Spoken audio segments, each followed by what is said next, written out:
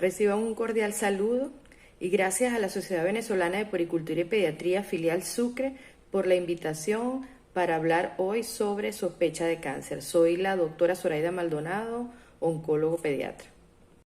En la vida todo tiene un concepto, así que hoy definiremos lo que es cáncer y cáncer infantil. Realmente el cáncer no es más que el crecimiento celular descontrolado que va a formar acúmulos, y a estos acúmulos los denominamos tumores, y cuando estos tumores se diseminan a otros órganos, a eso se le denomina metástasis. El papel del pediatra en la detención temprana del cáncer infantil es sumamente importante. De hecho, representa un 60 a un 80%. Quiere decir que gran parte de estos pacientes pasan primero por la evaluación de un pediatra. Es por esto que la Organización Mundial de la Salud actualmente está creando, no solamente en nuestro país, en todo el mundo, una red de apoyo para el diagnóstico temprano del cáncer infantil.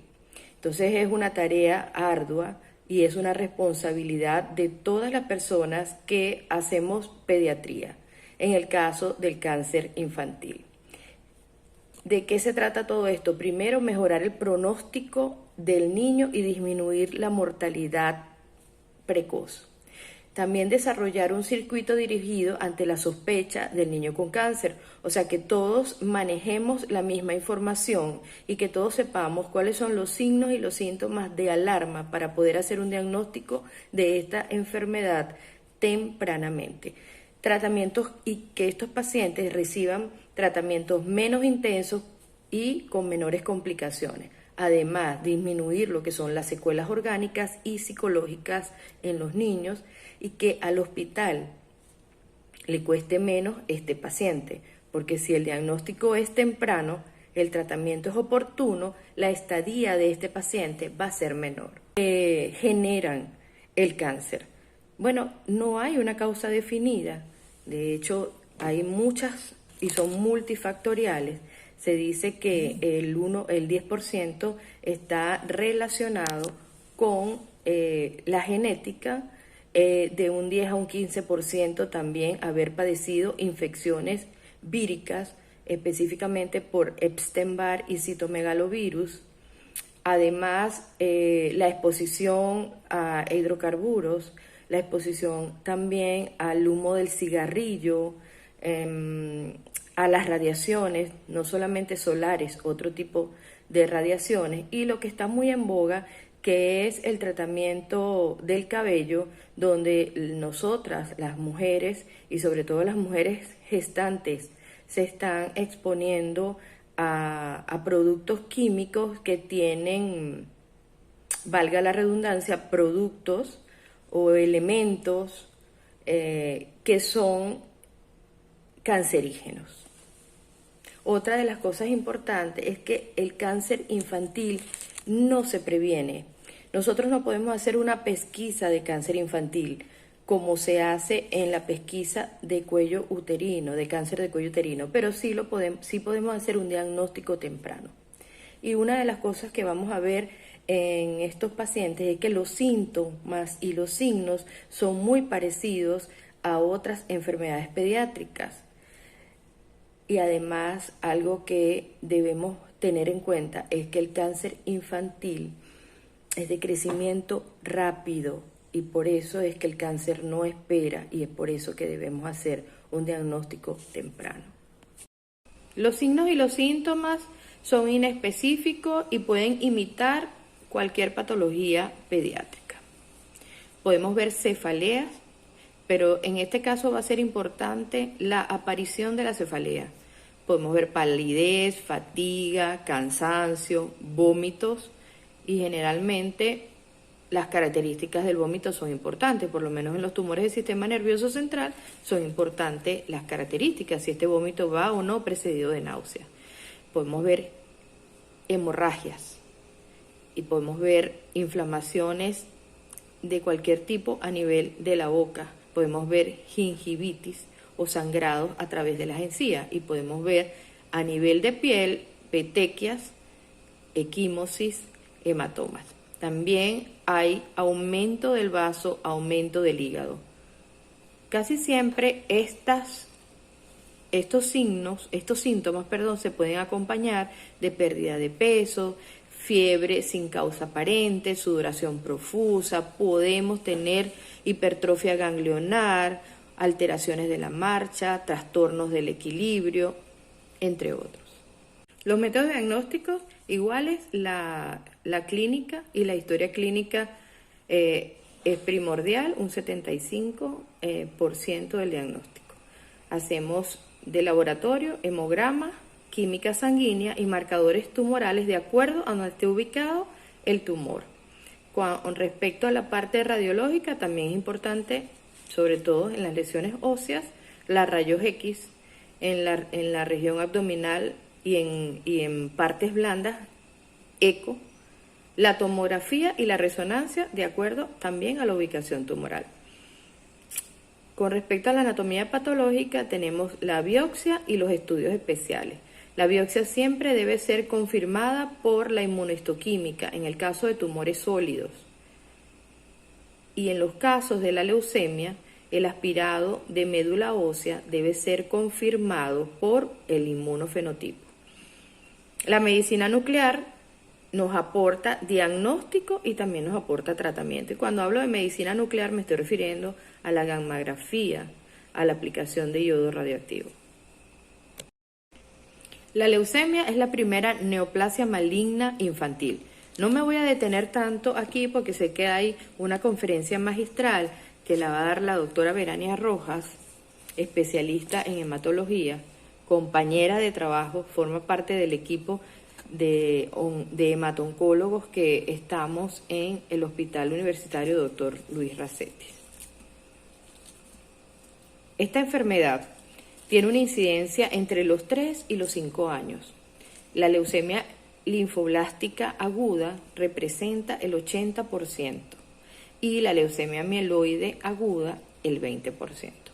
¿Cuáles son los signos y los síntomas que podemos ver en esta enfermedad o que nos pueden sugerir que estamos ante esta enfermedad? Podemos tener fiebre, hematomas, petequias, equimosis. El paciente cursa con una palidez cutáneo mucosa, va a haber debilidad, sensación de cansancio, de fatiga, dolores óseos o artralgias, disnea, adenopatías cervicales, axilares, inguinales, hepatoesplenomegalia, hiporexia, o sea, una serie de signos y síntomas que pueden estar en cualquier patología infantil. La segunda neoplasia maligna infantil más común son los tumores del sistema nervioso central y ellos representan la primera causa de tumores sólidos. En los niños menores de 2 años podemos tener fontanelas abombadas, diástasis de suturas craneales, macrocefalia, vómitos de aparición nocturna o en proyectil o en escopetazo, como también se le denomina. Podemos también tener rechazo al alimento, irritabilidad, somnolencia, retraso en el desarrollo psicomotor. Aunque estos síntomas son un poco más inespecíficos, hay que tenerlos pendientes. En los mayores de 2 años, podemos tener cefalea a predominio matutino o que despierta al niño por la noche. Generalmente en los pacientes con tumores del sistema nervioso central que tienen alteraciones ventriculares, podemos tener vómitos que no son precedidos de náusea. Síntomas constitucionales como astenia, anorexia, dinamia, somnolencia. También hay trastornos en la alimentación, alteraciones de la personalidad y del carácter, disminución del rendimiento escolar, trastornos del lenguaje. O sea, a veces podemos tener niños coprolálicos. Dicen, no, es que él es muy grosero, doctora. Ajá, ¿y dónde está la educación del padre o de la madre en este caso? O sea, algo está pasando y usted ve que el padre y la madre, en algunos casos ha sido así, son personas muy educadas. Otra de las cosas importantes aquí es que, no, ese es un niño muy ensimismado. A él no le gusta relacionarse con otros niños. Él tiene un carácter terrible. hay que tener muchísimo cuidado con esos trastornos de la conducta, porque eso nos puede estar diciendo que tenemos un tumor del sistema nervioso central. Y no puedo dejar de nombrarles la triada clásica de los signos de hipertensión endocraniana, pues una cefalea matutina, despierta ese niño con vómitos en escopetazos o vómitos no precedidos de náusea, y cuando el paciente es evaluado por el pediatra que hace un fondo de ojo se consigue con un papiledema. La evaluación neurológica de un paciente con afectación del sistema nervioso central es importante. Y los estudios de imagen también son importantes. En este caso, la resonancia magnética cerebral, importantísimo para ver parénquima, para ver cerebro. La tomografía la dejamos para la parte ósea, y el PET-CT, que es una tomografía con emisión de positrones, que es bastante costosa, que no la hacemos regularmente, tiene sus indicaciones especiales en algunos casos. Y la confirmación histopatológica por biopsia e inmunohistoquímica es crucial. Los biomarcadores sanguíneos son importantes porque si tenemos la posibilidad de hacer en líquido cefalorraquídeo algunos marcadores tumorales de acuerdo al origen donde esté ese tumor, entonces tendremos un porcentaje más de diagnóstico, y el líquido cefalorraquídeo nos da de 10 a 20%. Podemos ver de 10 a 20% de células tumorales que nos estarían indicando enfermedad, y las técnicas moleculares que están actualmente en boga. Y una de las consultas más comunes es la hipertrofia ganglionar. De hecho, nosotros en el Hospital Universitario Dr. Luis Racetti, en el anexo pediátrico, planta baja, consultorio número 1, los días viernes, previa cita, tenemos una consulta de sospecha de cáncer y vemos muchísima hipertrofia ganglionar. Entonces, ¿qué hacemos aquí? Las adenopatías pueden ser localizadas o generalizadas. Cuando tenemos localizadas, generalmente representan el 75%, son generalmente unilaterales y están asociadas a procesos infecciosos.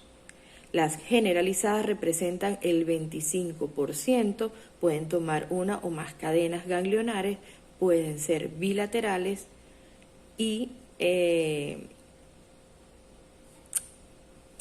puede tener un antecedente importante de un proceso viral, sobre todo por Epstein-Barr y citomegalovirus. ¿Cuándo es de importancia para la persona que evalúa al paciente el tamaño ganglionar? En cuello, que mida más de 1 centímetro, en axila, que mida más de 1 centímetro. Supraclaviculares, no importa el tamaño, siempre que sea supraclavicular es un signo de alarma. Que en el área epitroclear mida mayor de 0,5 centímetros y en la región inguinal mayor de 1,5 centímetros. ¿Qué es lo otro que debe manejar el pediatra? Ver cómo son los signos y los síntomas, si estos que nos infieran si es benigno o si es maligno. Si yo tengo un ganglio blando que es móvil, ¿qué significa que sea móvil? Que no esté adherido a planos profundos, que le duela al paciente y que tenga signos de inflamación, que no sea confluente, yo puedo pensar que esto es un ganglio benigno. Pero en los casos en que el ganglio mide más de 2 centímetros, que es de crecimiento progresivo, que tengo otras cadenas ganglionares tomadas, que el ganglio es duro o que forme un plastrón, que no sea móvil, que no esté doloroso y que esté adherido a planos profundos, ya esto me habla de malignidad. La idea es que cuando estemos ante un paciente y sospechemos que se trata de un paciente con cáncer, pues aquí no se rinde nadie. Lo importante es saber que la única manera de hacer un trabajo genial es hacerlo en equipo, y el pediatra que recibe a ese paciente debe comunicarse con el hematólogo o con el oncólogo si tiene dudas en el procedimiento y cómo encaminar al paciente. Recuerden que somos un equipo. Por lo que realmente dejo abierta la posibilidad de un nuevo encuentro para continuar conversando sobre lo que faltó. Pero sí es importante decirles que los pacientes pediátricos con sospecha de cáncer deben ser remitidos a las unidades de hemato-oncología pediátrica, que los padres son los mejores observadores de sus hijos en el inicio de la enfermedad y hay que dar importancia a su percepción.